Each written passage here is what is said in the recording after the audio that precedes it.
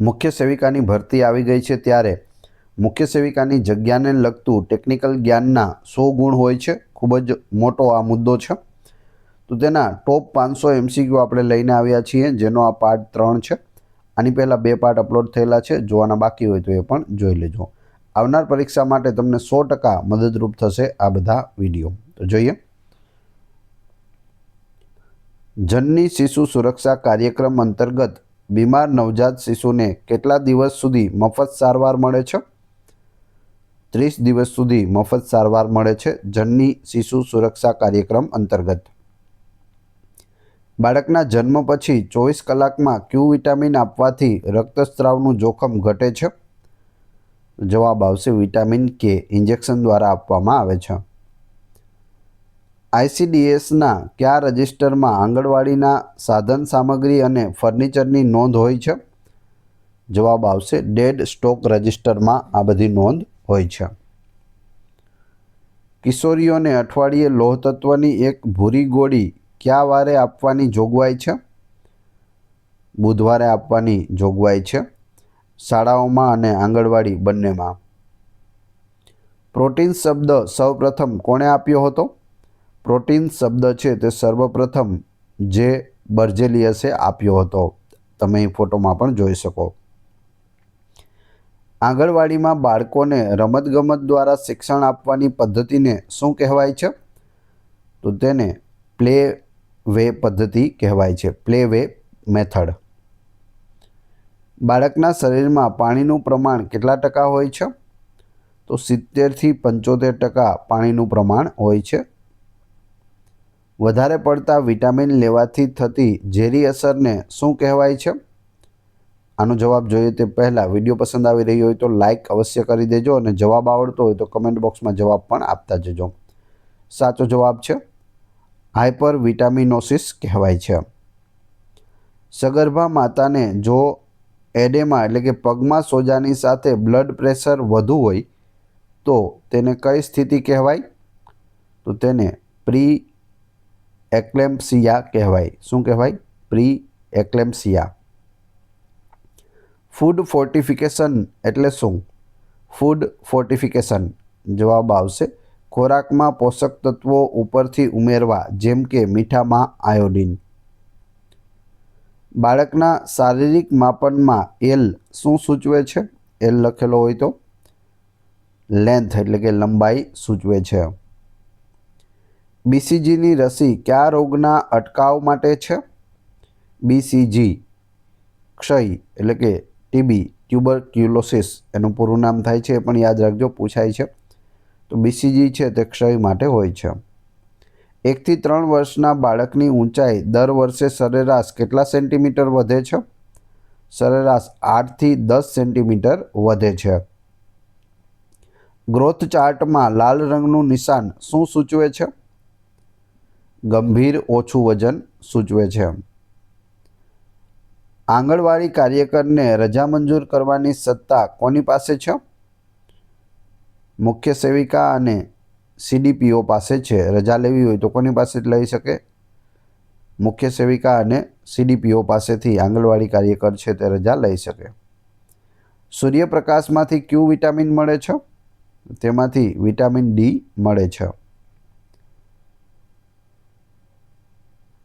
વેલબિઈંગ register શાના માટે વપરાય છે? વેલબિઈંગ રજિસ્ટર ગર્ભવતી મહિલાઓના સ્વાસ્થ્ય ટ્રેકિંગ માટે વપરાય છે. બાળકના માનસિક સ્વાસ્થ્ય માટે સૌથી હાનિકારક શું છે? અવગણના અને હિંસા. ઓરલ રસી કયા અંગ દ્વારા આપવામાં આવે છે? ઓરલ એટલે કે મુખ એટલે કે મોઢું દ્વારા આપવામાં આવે છે. ગર્ભવતી સ્ત્રીને કયા ખોરાકથી કબજિયાતમાં રાહત મળે છે? રેસાયુક્ત એટલે કે હાઈ ફાઈબર ખોરાક અને પાણીથી કબજિયાતમાં રાહત રહે છે. આંગણવાડી કેન્દ્રમાં બાળ સભા ક્યારે યોજવામાં આવે છે? દર શનિવારે કે માસિક ધોરણે યોજવામાં આવે છે. ક્યુ પોષક તત્વ રોગપ્રતિકારક શક્તિ વધારવા માટે સૌથી વધુ જાણીતું છે? તો એ છે વિટામિન C. કૂવો કે બોરિંગના પાણીને જંતુમુક્ત કરવા શું વપરાય છે? બ્લીચિંગ પાવડર વપરાય છે. વિટામિન B12 શામાંથી વિપુલ પ્રમાણમાં મળે છે?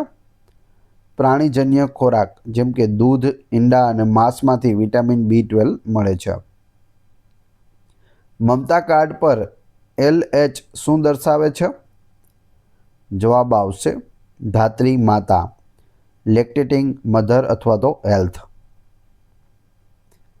નવજાત શિશુના શ્વાસનો દર સામાન્ય રીતે કેટલો હોય છે? શ્વાસનો દર છે તે 40 થી 60 પ્રતિ મિનિટ હોય છે. હર ઘર નલ યોજનાનો મુખ્ય હેતુ શું છે? હર ઘર નલ જવાબ આવશે શુદ્ધ પીવાનું પાણી નળ દ્વારા પૂરું પાડવું. વિટામિન એની ઉણપથી થતા જેરોપ્થેલ્મિયામાં કયા અંગને અસર થાય છે?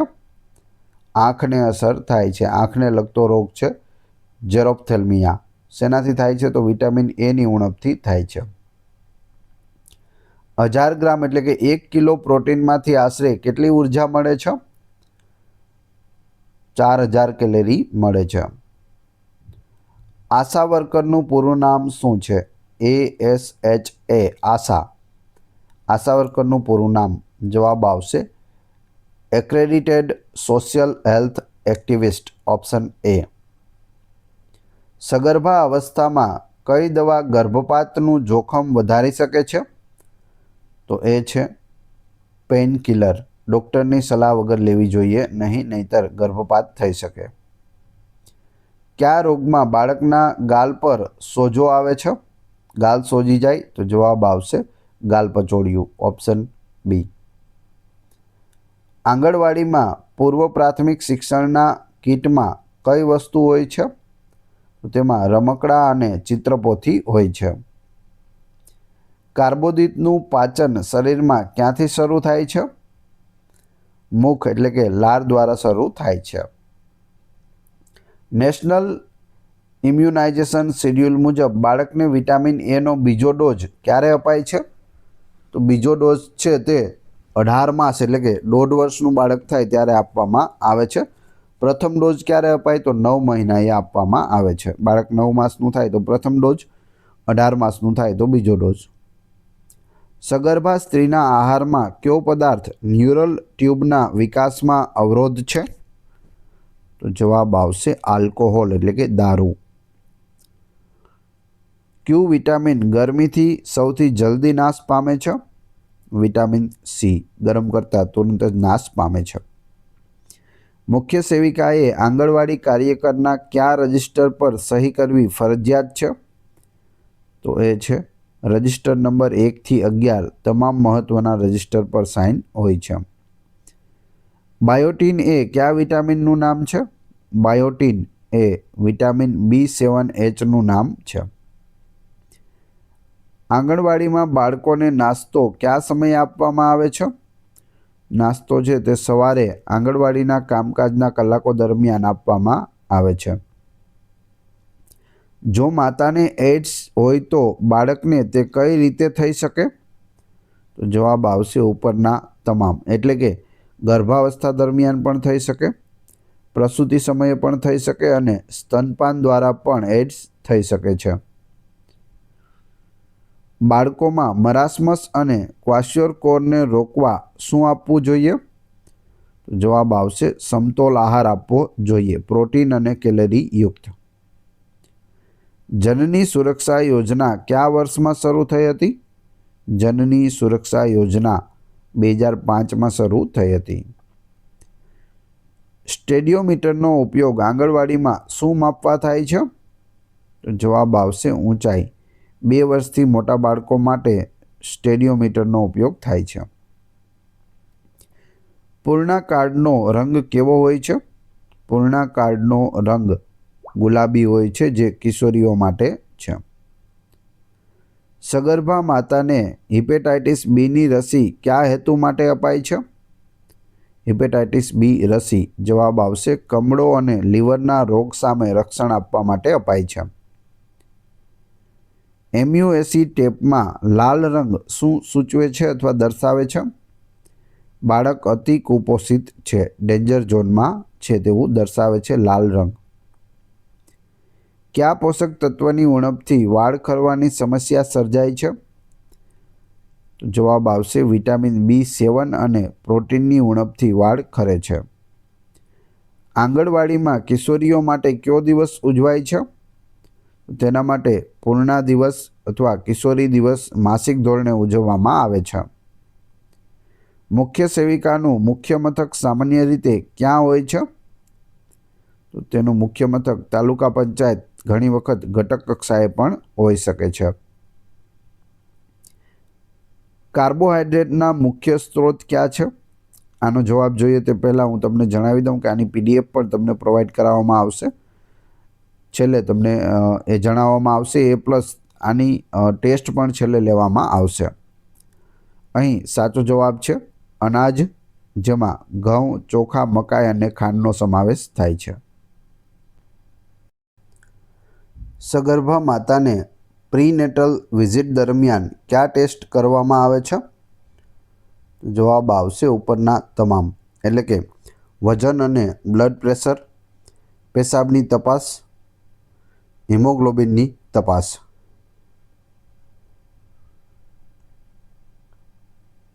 પેન્ટાવેલેન્ટ 1 રસી ક્યારે આપવામાં આવે છે?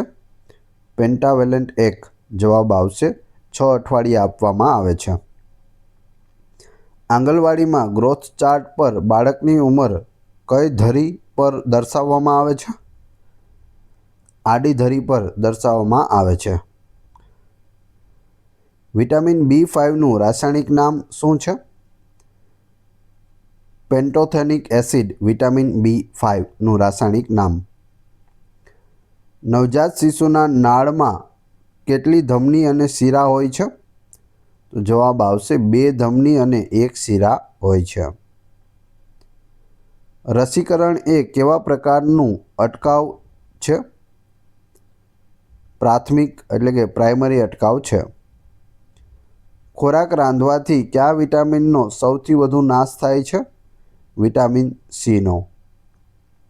સગર્ભા અવસ્થામાં પાયકા એટલે શું? પાયકા એટલે માટી, ચોક કે અખાદ્ય વસ્તુઓ ખાવાની ઈચ્છા થવી. આંગણવાડીમાં બાળકોને રમતગમત માટે અપાતા કીટને શું કહે છે?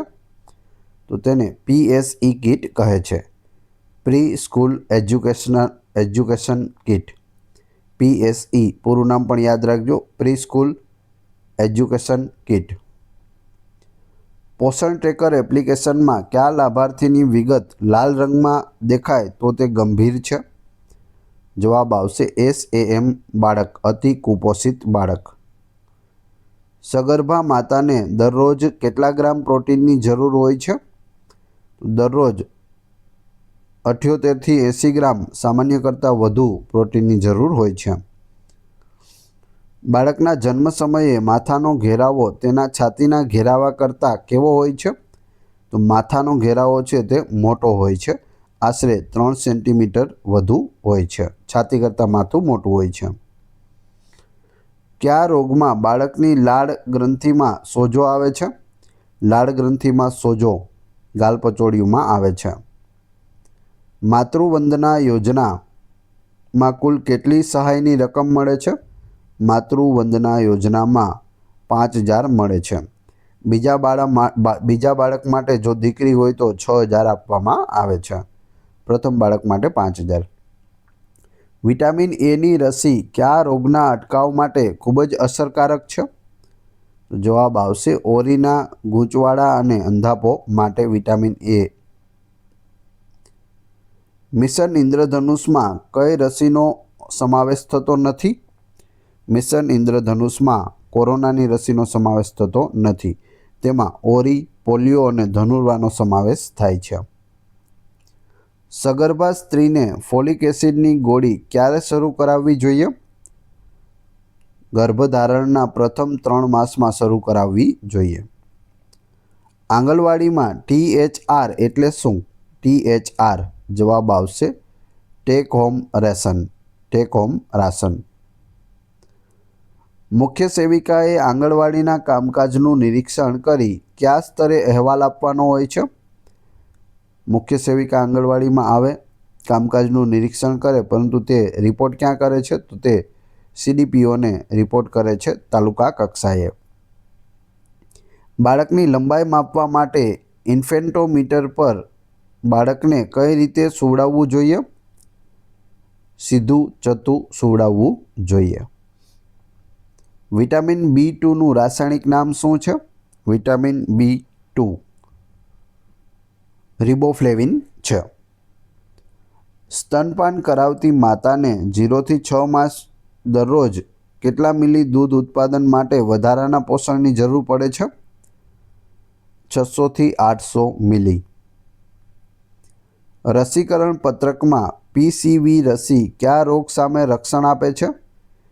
PCV રસી ન્યુમોનિયા સામે રક્ષણ આપે છે. આંગણવાડીના જન્મ મરણ રજિસ્ટરમાં કોની નોંધણી થાય છે? તો તેમાં ગામમાં થતા તમામ જન્મ અને મરણની નોંધણી થાય છે.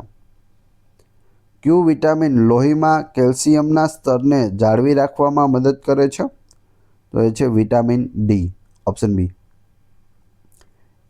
NRHMનું પૂરું નામ શું છે? ફૂલ ફોર્મ પૂછ્યું છે. NRHM જવાબ આવશે national rural health mission. National rural health mission. અતિ કુપોષિત બાળકોને કયા કેન્દ્ર પર મોકલવામાં આવે છે? તો તેઓને NRC કેન્દ્ર એટલે કે ન્યુટ્રિશન રિહાબિલિટેશન સેન્ટર મોકલવામાં આવે છે.